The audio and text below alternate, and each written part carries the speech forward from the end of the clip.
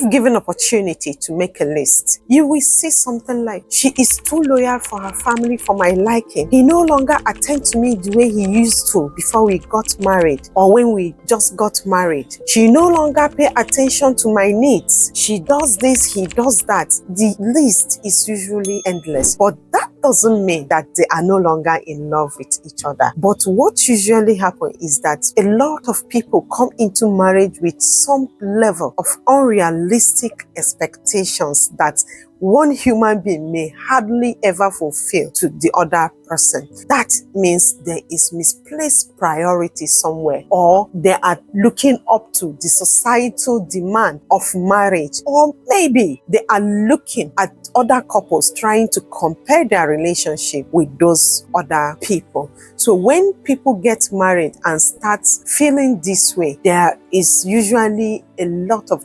disconnect from the essence of marriage, from the main reason for being married. Then some people actually have the wrong reasons for going into marriage in the first place. Some people may have the wrong perception of what marriage is all about. Stick with me as I share some vital points of what you do to keep your marriage stronger no matter how old you get. Point number 1, shared vulnerability. We all need someone we can be open to about our fears, anxiety, troubles, and worries, problems that throws us off balance. We need someone we can be honest to about our situations and what we are going through in life.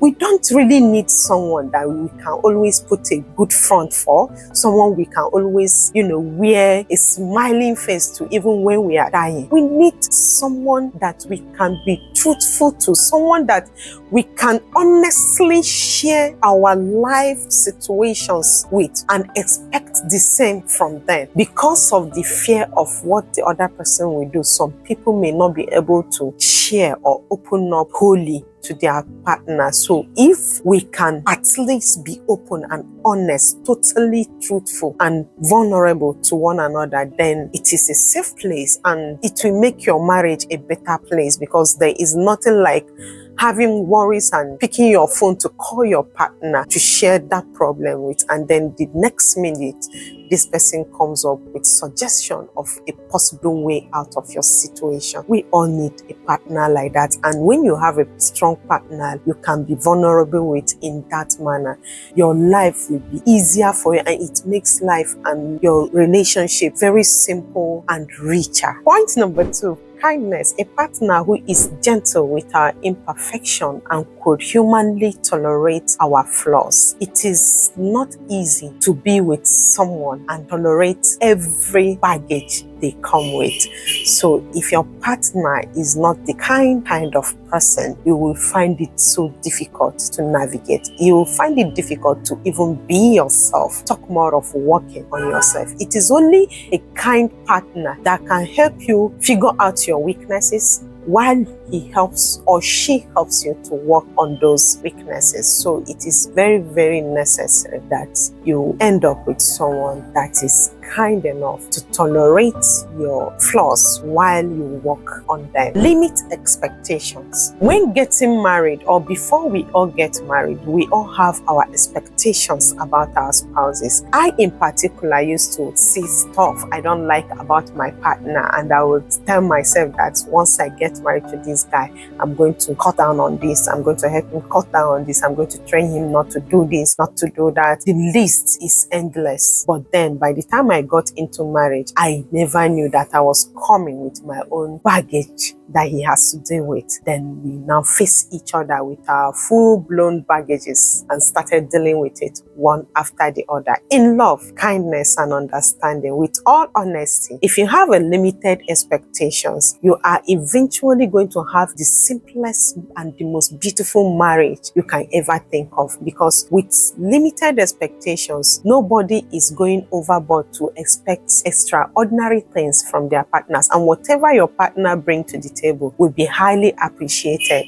You will get to appreciate each other more when you have least expectation of each other. Do not go into relationship or marriage with very high and unrealistic expectations. Those are the things that eventually creep into our relationship and pull them down, tear them down, and destroy them. So please, if you want to enjoy the simplest and the most beautiful marriage, then go into that relationship without expecting much from your partner. Just live as the day come by. Live one day at a time. Don't expect too much. If not, you will be disappointed. If you get disappointed and frustrated about the expectations your partner is not able to meet, your marriage will eventually hit the rock. If it did not hit the rock, you may just be there for being sick, not enjoying the full potential of your relationship. So limit your expectations. Kill it, deal with it. You don't need it. Point number 4, someone who is interested in you and can make sense of your obscure futures and mindset. Someone who can view things from your own perspective, not someone that will always want to make you do things their own way, but they can reason with you and tag along with you while you grow into a better person. There is nothing like being with an understanding partner. If you have an understanding partner, then your marriage should be a heaven on earth. Understanding is one thing that can continue to strengthen your relationship to a better degree instead of pulling it down. If you have understanding, you can stand every storm that life throws at the both of you. The bottom line is that these 4 points I have mentioned are very, very crucial to a sustainable marital relationship. They are the key ingredients that will strengthen your love, your bond, and your relationship as you continue to age in marriage. Because at the end of the day, love is just the feeling that may have brought about the connection between the both of you.